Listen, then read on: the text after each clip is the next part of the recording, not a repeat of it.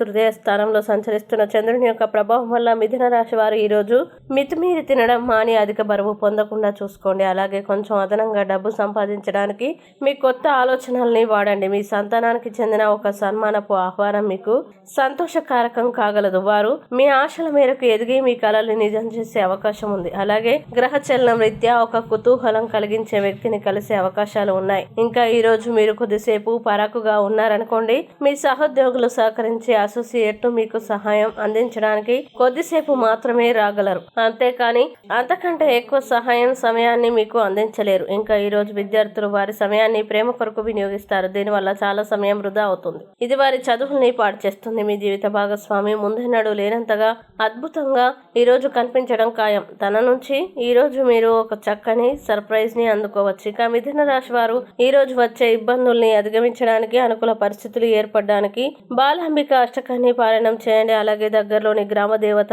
ఆలయాన్ని దర్శించండి. విశేషమైన శుభ ఫలితాలని పొందుతారు.